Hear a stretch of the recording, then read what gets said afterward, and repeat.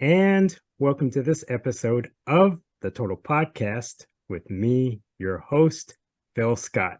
So today I am so very honored to have this guest on my podcast. To me, he is a San Diego broadcasting icon.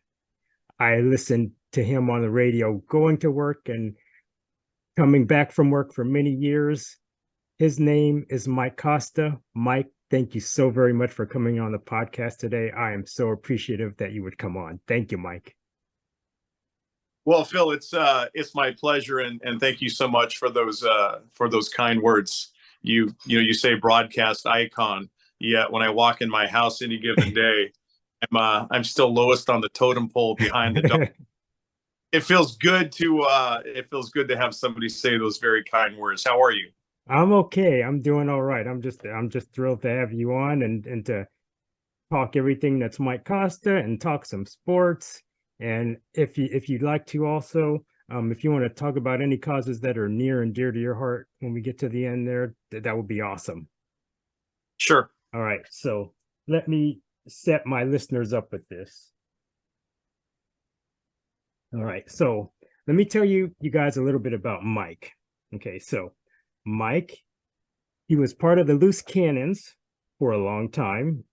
You're currently a sideline reporter for Aztecs football, correct? Correct. And you're also an NFL radio sideline reporter. You do the Big Biz Show with Sully Sullivan. You're a proud dad to Topher. Yep. You're a husband. And I call you the Swiss Army knife of San Diego media. And I say that wholeheartedly because if anything, you've proven you need to be versatile in your career to do different things because you never know what life's going to throw at you. So you've shown why you need to be so versatile in your career. So thank you so much, Mike, for coming on. And let's tell the listeners a little bit about yourself. Well, let's start off with what you just said about being versatile.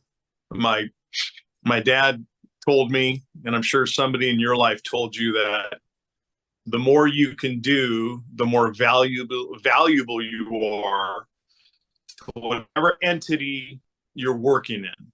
Right. Whether you're a barista at Starbucks, you got to know how to make all the drinks, you got to know how to do the books, you got to know how to open and how to close and things like that. It doesn't matter.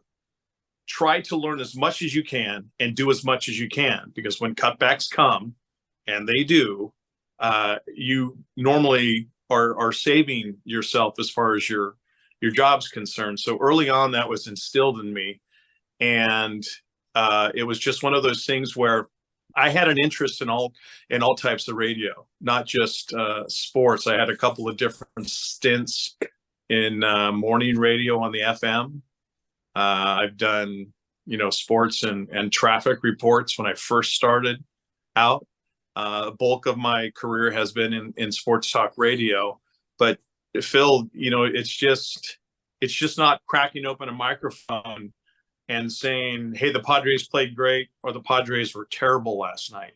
Right. You've got to be able to produce. You've got to be able to edit. You've got to be able to, on the fly, do a bunch of different things, and you also have to study and prepare. So it's kind of how I was raised and mentored in the radio business by some of the giants who took me under their wing. Mm-hmm. And it's just kind of the way I've gone about it in my career. Now tell me, during your time doing the Loose Cannons with Steve Hartman, who to me is just an absolute legend too. He's been in the market for many, many years, and now I know he's up in LA, and I listen to him on Fox Sports Radio on the weekends when I'm out and about. To me, it seems like chemistry on the radio is very important. You had it with Steve Hartman, you had it with Judson Richards. Tell me about chemistry being important on air also. It has to be genuine. It cannot be fake. It's like marrying somebody and going into your wedding day saying, "Well, I kind of like them." No, you have to genuinely like and respect, and at times hate, the person you're working with. It really is it's got to be a marriage on air It doesn't necessarily have to be one off the air, but you really have to respect and like the person you're working with. And I know that there's a lot of upper level management types that say, oh, it's great when the hosts don't like each other and they're screaming and yelling all the time. In my book, that's entertaining for a little bit. Right. People just want, as I have always said, there's an extra bar stool at our show. You just slide up whenever you want, join the conversation, and you bounce whenever you want, no problem. So great respect for Judson, like him immensely, still do. And Steve Hartman is, in my book, on the Mount Rushmore of the greatest who ever done sports talk radio. And I love him dearly. I agree. And tell me too about your time being a sideline reporter and what that entails, because that's a lot of work to me. It seems like that's a lot of work. There's a lot of moving parts going on at the time. So you're doing it for college football and pro football. Are there differences between the two as well? The pro, I'll start with the pro game. The pro game is, there is just so much information that is made available to you before the game kicks off, and the public relations departments of professional sports teams, not just football, but all of them. And now I would say for college sports as well, there's so much they give you, and they do all the backbreaking work. They're up at 1 o'clock, 2 o'clock, 3 o'clock in the morning, updating notes leading into a game on the weekend. And as a silent reporter, it's up to you to fish out sound bites and listen to press conferences and read. And if there's an angle you want to take on a snippet in a game, you hunt that down and you try to educate yourself as well as you can.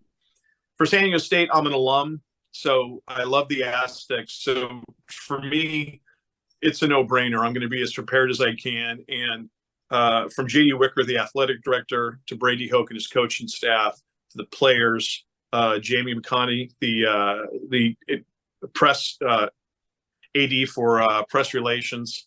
They're so accessible, and they'll give you all the time you want and things like that. So it's really, really easy to do both when you're lucky enough to have a lot of great people that are working for the teams.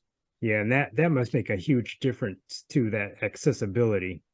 Yeah, it really is, and I've had tough coaches that I've had to interview before. I've had players that they're not really comfortable in front of a microphone, or there's other players that act like you're completely wasting their time. But you've got a job to do, right? And that job to get a story or get a soundbite or do an interview, etc. And you can't go back when it's all said and done and say, yeah, they just didn't want to talk to me. It doesn't fly. You have to come back with something. So you make those relationships early on, and you cultivate them, and you respect them, and they end up respecting you. Now, when you're doing it at the pro level, do you find it a bit more challenging? Is it harder to have those relationships like you would at SDSU? Yeah, because for instance, I did a Raider game the first year that they were in Las Vegas, and at the end of the game, Max Crosby was our player of the game. So I had to get a couple of minutes with him after the game. And the process is, you tell the PR people, hey, Max is our player of the game. And because it's radio, TV gets first pickings. So you give them a couple of names and say, hey, this is what we're thinking. They've had pretty big games. If the Raiders win, this is who we're going to go after. So we got Max Crosby. I had an idea of the game he had. I think it was 2.5 sacks, and the Raiders won the game in overtime, which was super. No, I think it was the last second touchdown, or was overtime. And it was overtime against the Ravens, and they beat them on this bomb, I believe. And so he was going nuts, and he was going crazy, and I'm chasing him down the field. Max, blah, blah, blah. And once I got him and got the headsets on him and stuff, and we started talking, it was great. But it's not like I can wave, hey, Max, it's me, Mike. He has no idea who I am. So, that relationship, it isn't there. Maybe one day it'll get to the point where he goes, oh, Mike, hey, what do you need? The Aztecs is a lot different because I'm around those guys a lot during the week, obviously around them on on game day. And when Brady came here to coach the Aztecs the first time, we really hit it off. We got off on a great relationship, and he's just a terrific man, a terrific coach. And all of his assistant coaches are just like he is, and all of his players are just like he is as well. And that's got to make a difference when he's recruiting too, getting the players on the same page as he is. Big time. And it's just like with Coach Dutcher recruiting for Aztecs basketball. If you can't play defense, you are not going to be an Aztec. For Brady Hoke, if you don't bust your ass, if you don't go 100 miles an hour all game long, and if you're not a good citizen, you're not going to be an Aztec either. Now, I will say something about Coach Hoke.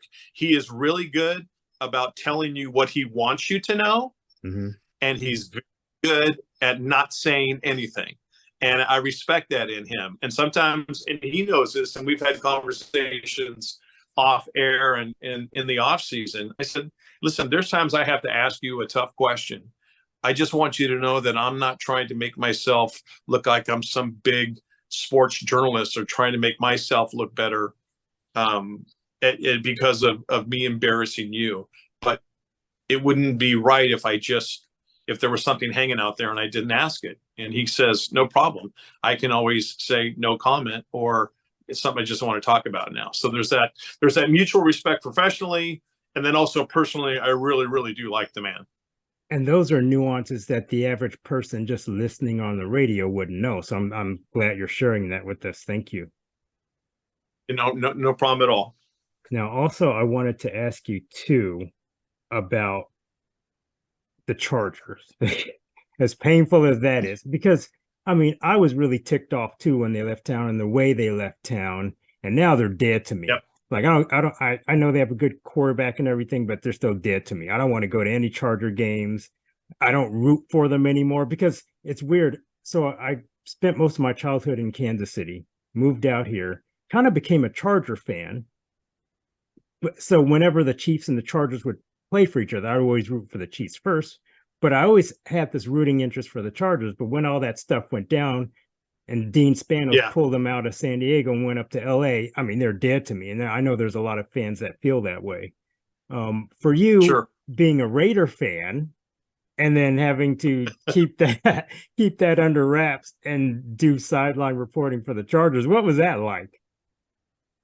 I deserve an Oscar. I guess describe that. Two of my best friends in the whole wide world are Dave Pele and Jeff Dotson. Right. And they are both diehard Raider fans as well.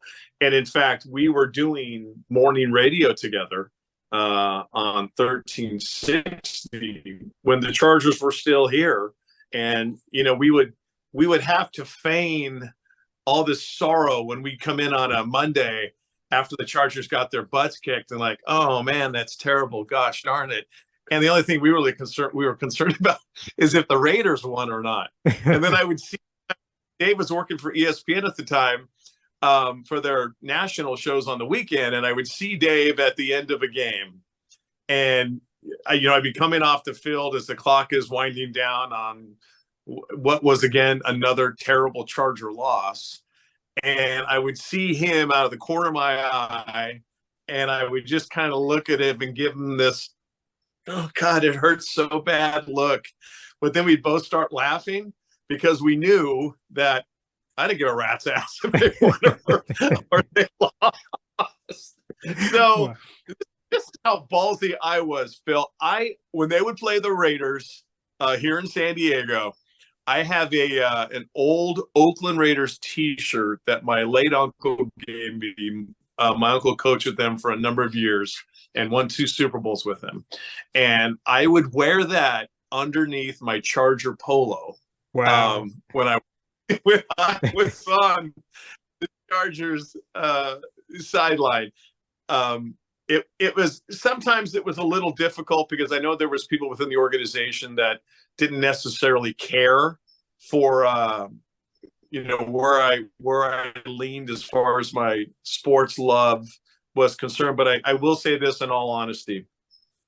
there are so many great people who worked for that organization when they were here in town. Right. And I'm talking about the Bill Johnstons, the Scott Yaffes, the Jamal LaFrances, all of them in public relations, all the equipment guys, everybody in the front office who was trying to sell tickets and suites and corporate partnerships. This is the honest to God truth. I really wanted them to get a Super Bowl ring. I wanted that Chargers team to go to the Super Bowl and win because they had worked so hard and they had sacrificed so much, and only to, have the team fall flat on its face time and time again. It was really sad that they couldn't do it here in San Diego. And then obviously that ill-fated move to go up to Los Angeles, which has just been an unmitigated disaster. Right. Yeah. Now, I wanted to ask you too, since we were talking about football and Chargers, Phillip Rivers, he seems like such a nice guy, such a really nice guy. One of the greatest human beings you'll ever meet. And as good as he is on the field, he's 1,000 times better off of it because he genuine. There is no phony in Phillip Rivers, and it literally is faith, family, and football. That is it. And just again, another one of those guys that probably went home at night crying every time they lost, knowing that it was, one step away from getting to the Super Bowl instead of winning the game and taking another step forward as far as the season is concerned. But Phil, just like Tony Gwynn, you will never, ever, ever, ever hear anybody utter a bad word about Phillip Rivers. That's amazing. And a quick Tony Gwynn story, now that you mentioned it. I had the luck of running into Tony Gwynn out in El Cajon. Now, I was at a gas station because I knew he used to do stuff for El Cajon Ford. So I was at I was filling up my car with gas, and he was filling up a Ford pickup truck he was driving. And these guys come up in their car, and they're like, hey, Tony Gwynn, hey, Tony. And they start yelling at him. And he kind of gives them this kind of weird look, like, what are you doing? and I wanted to say something to him, but I didn't. I kind of regret I didn't say, hey, Tony, thanks for doing what you do with the Padres. I kind of wished I didn't. I would have said something now that he's gone. But he did come across as such a really genuinely nice and caring human being, just outside of baseball too. Right. We've I talked in terms of Mount Rushmore with Steve Hartman. To bring back that example, you have Mount Rushmore guys and Phillip Rivers and Tony Gwynn at San Diego. They've been such a huge part of San Diego that they absolutely belong up there, just because they were obviously great athletes, but good fathers, good husbands, and just good men. Right. Now, since we're also on the subject of football, I wanted to quickly talk about what your feelings are for the upcoming season. The Chiefs, they did it again. They beat the Eagles this time in the Super Bowl. Patrick Mahomes is just superb. I'm glad he's on my team. Being a struggling Chiefs fan all those years and having to just look back at that one Super Bowl they won back against the Vikings, and now they've got a couple more to look back on. They had that hard loss to Tom Brady and the Bucks in the Super Bowl. But they had no offensive line. They were hurting badly. Right. So looking on what they've accomplished this past year and just looking at the league as a whole, you've got the Bengals that are promising. The Eagles look like they're reloading. What do you expect to see just from what you've seen from what the draft and everything that's just recently happened? I think what you're seeing now is it's how do we emulate what the Chiefs are doing? Gone are the days. As much as I love Phillip Rivers was a statue in the backfield. Right. But you look at the quarterbacks now that are playing in the National Football League, young, mobile, great arm strength, can extend plays, make plays with their legs, make plays on the run. And you're looking at what Patrick Mahomes has done to revolutionize the game. And everybody realizes, especially in the AFC, it's keeping up with the Chiefs, and they're going to be loaded They're going to be loaded again next year. You've got an all-world tight end in Kelsey. You've got the receivers that they seem to kind of change receivers. I'll be honest with you. I thought them losing Tyreek Hill was going to kill their passing game as far as being able to stretch the field. They didn't miss a beat. No, they didn't miss. Andy Reid is such a genius. And as a Raider fan, it sickens me to have to say this, but they're awesome. The Kansas City Chiefs are awesome. And in the AFC, I think the road to the Super Bowl, if it doesn't go through KC, I think it now goes through Buffalo, because Buffalo's smarting from what happened. And if it's not Buffalo, it's going to be Cincinnati. And I just think if you look at all the young talent that came out of the draft this year at the quarterback position, guys who can hum it, guys who are big, guys who are mobile and strong, I think the rest of the NFL is going to be going that way as well. Now, the Eagles really found something in Jalen Hurts. I mean, I thought the Eagles were going to win that game. Like, I rooted for the Chiefs the whole time, but I really thought the Eagles were going to pull that out, but they didn't. So I think they could be good for a while.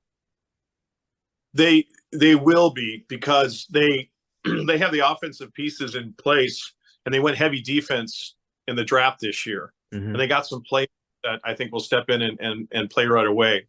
When you look at Jalen Hurts, and I mentioned Dave Pele, his son Josh was a backup quarterback at Alabama, and played with Tua, and he also played with Jalen Hurts. Wow. And he got to Hurts. And Jalen was leading that team. You know, he was the guy at Alabama, and then came the national championship game where Nick Saban, pulled him and put Tua in. Tua throws the game-winning touchdown, and the rest is history. But instead of pouting and saying, woe is me, this is so unfair, Jalen Hurts was Tua's biggest supporter, was the first guy off the bench every time the offense scored a touchdown, didn't bitch, didn't moan, didn't say anything, got picked up by the Eagles, was made the guy, and now you're seeing why he is the leader of the Eagles, because he's a man. He's a man, and that is the right guy, and he has shown people the right way to be a pro. And there's a reason he just got that massive contract, because he is glue for that organization.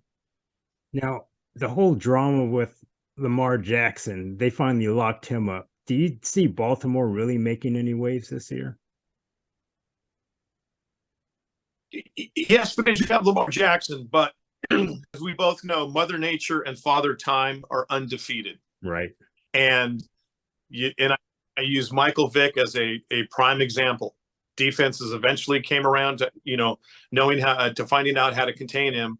And as you're getting older at that position and you're a running quarterback, the younger guys are coming into the NFL defensively year in and year out. And when you're a runner, and I call Lamar a runner first, because a lot of times it looks like he doesn't go through his progressions. It's primary's not open, tuck and go. And more oftentimes than not, that's okay for the Ravens. But he is one shot away from, hey, get the card out here. I think he's a great catalyst for that offense. And I think that he is now in control of that offense. He knows all the different layers to it, and he can go through his progressions, and he can move that football team down the field. But I've just always been really, really wary of guys who come into the league kind of with that runner first tag. Unfair or fair, I'm not sure. But he's got to start thinking about self-preservation as he goes on in his NFL career. Right. Now, one final quick NFL note: Aaron Rodgers to the Jets. Is he going to make a big difference? I kind of doubt it, but you never know. Yeah. Again, you go to the Jets. You fought for so long to get out of the shadow of Brett Favre, and then you do exactly what Brett Favre did. Right. That's as well. Aaron Rodgers still has the arm strength. He obviously has it between his ears. Is his body going to hold up for him in what is a very rough and tumble AFC East? We'll see. He's got the Buffalo Bills that he's going to be contending with twice a year. The Dolphins are no joke as well. and I'm not sure what the Patriots are going to be looking like this year. They'll be better, Phil. They'll be better because Aaron Rodgers is that talented, and they really haven't had a quarterback of his caliber there in a number of years. You know, they thought it was Sam Darnold. They thought it was the kid from BYU. They'll be better. Will they be immediately into the playoffs and get to the AFC Championship better? No, they won't. Yeah, I agree. I agree with you there. Now I want to do some quick baseball talk. Okay, so Sure. we got the Padres and the Dodgers. Now the Dodgers are doing what the Dodgers do. They're starting to find ways to win. Yep. The Padres are just kind of meandering a little bit above 500. Can they ever get all of their batters on the same page and hitting? You've got Bogarts hitting. Soto's been struggling. Manny seems like he's starting to come around. They've got Fernando Tatis Jr. back. He seems like he's starting to hit some. Cronenworth's hitting a little bit. Will they find everybody get on the same page with the batting and finally start hitting? This has been a problem for a few years now. And it seems like, gosh, as long as I can remember, at least last 5-6 years, the whole team as a whole can't get on the same page. Even with the new manager, they've got Melvin now. They just seem to have these hitting issues.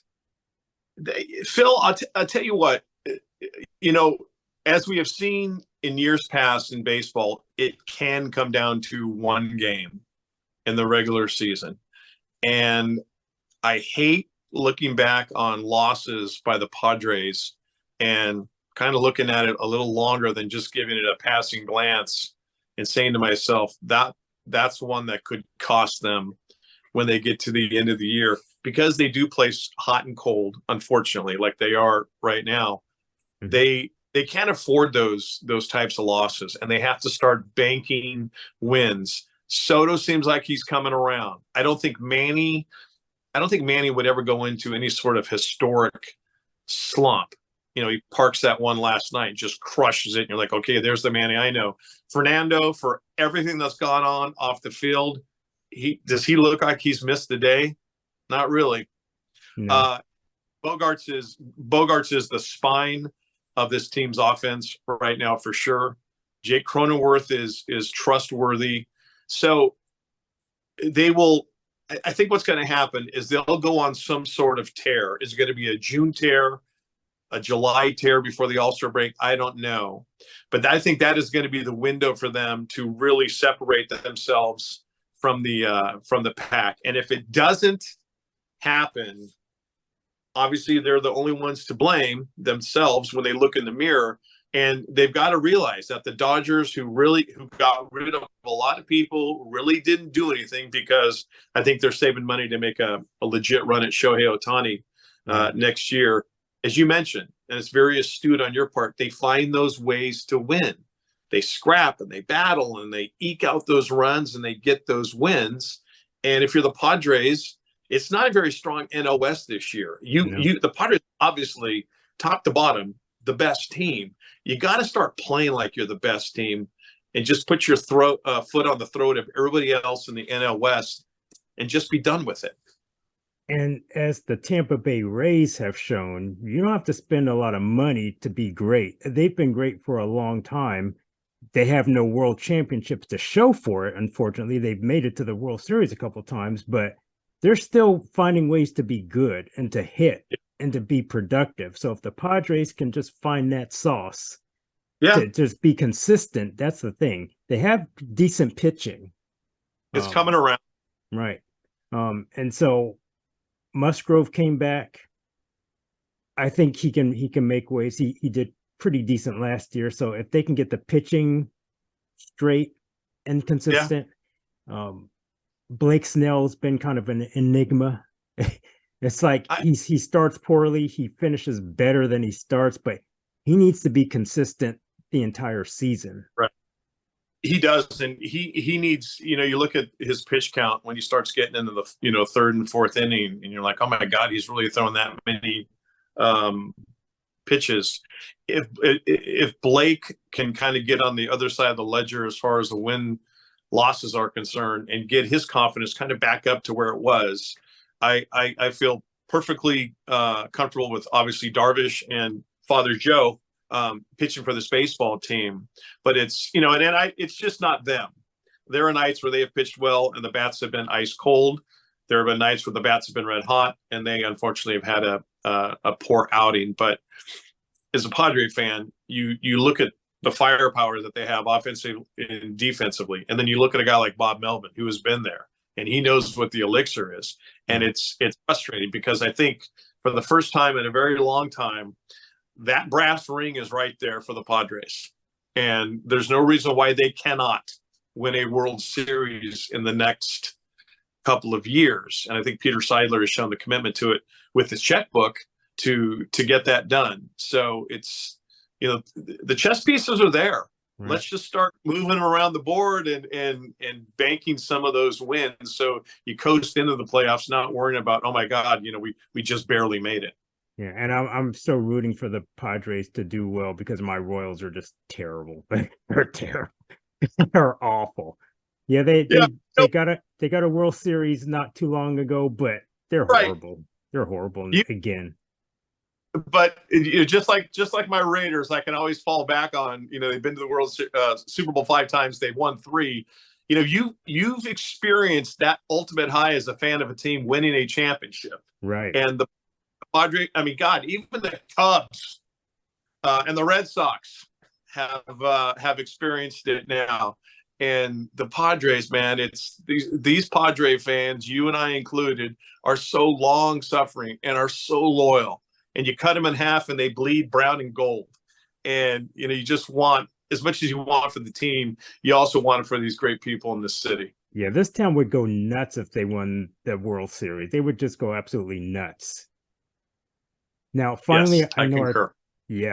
I know our time's running out. So do you want to talk about any causes that are near and dear to you and things that you're up to right now? Tell us what you're doing and where my listeners can find you online and on television. Sure. On television, it's the Big Biz Show. Just go to bigbizshow.com. We're on I think we're on over 100 and something million when you look at platforms in the United States, either TV, radio, podcast, and things like that. And I'm just lucky to be tagging along with Sully. You can find me on Twitter at the Louis Costa, Louis Costa. Louis is my first name. A cause that's near and dear to me is when COVID started, my wife, our neighbors across the street were fostering puppies. And my wife said, well, we've got all this time. We're here. I think I want to do it. I said, knock yourself out. So she joined an organization called Mutt, M-U-T-T Scouts, Mutt Scouts. And you can find them at muttscouts.org. And so we just started taking random litters of puppies in. And to date, we've had over 100 puppies come through our house. Wow. And currently we have 3 foster fails that are now our dogs who just stole our hearts. We have 5 dogs total living in the house right now. Wow. 4 of our own and 1 who's up for adoption. But I'm part of the organization by association with the boss, and she just lets me know when a litter of puppies coming in, and we get this back patio area ready for him and ready for them. And Phil, I tell you, it's really rewarding because a lot of the time, 99.9% of the puppies are coming up from Tijuana, mm-hmm. and a lot of them are in really, really bad shape from a physical standpoint. And so we go through all the sickness, all the worming, all the whatever diseases that they have, and watch them kind of flourish into becoming normal, beautiful puppies. And then when the forever family comes in and meets them and they say, oh my God, this is the puppy that we want. That's so rewarding. Now, the question that everybody asks, and I don't know if you were thinking it, but I'll answer the question even if you're not. Everyone says, how can you let them go? Don't you fall in love with them? And the answer is no. We love them while they're here, and we try to make them, the nicest little puppies on earth. But twofold, you get tired of them after a while. And the second thing is, if we don't move them, it means another group of puppies can't come in. Right. So it's very easy to see them go. And my wife's got this incredible photo album of puppies that are now dogs from the adopters and forever families that, you know, send pictures back and stuff. So very, very rewarding. Sometimes a little bit of a pain in the butt, but I assume we will probably be doing this until we're old and gray. Wow. Well, Mike, Yeah. man, this has been awesome. I'd love to have you on again when you have some time. You are such a terrific, knowledgeable, like I said, to me, you're an icon. It's been a pleasure to hear you on the radio all these years, and it's nice to see that you're able to do so many things. That's so important, and it's great. I'm just totally blown away to have you on. So, Mike Costa, man, thank you so much. And I will be putting those links to what you mentioned in your web presence and everything on the show notes for the podcast. Sure. So Mike, man, thank you. Thank you, and I'm honored that you would think to have me on your podcast. Anytime I can help you out, or anytime you want to chat, just shake my tree and I'll be there. All right, thank you, sir. Man, I appreciate it. So everybody, this is Mike Costa. Man, what a legend! What a nice guy. Thank you, Mike, so much for coming on the podcast. You're welcome. Thank you. So everybody, that's the end of this episode of the Total Podcast with me, your host, Phil Scott. Everyone stay safe, be careful out there, take care of one another, and we will talk again soon.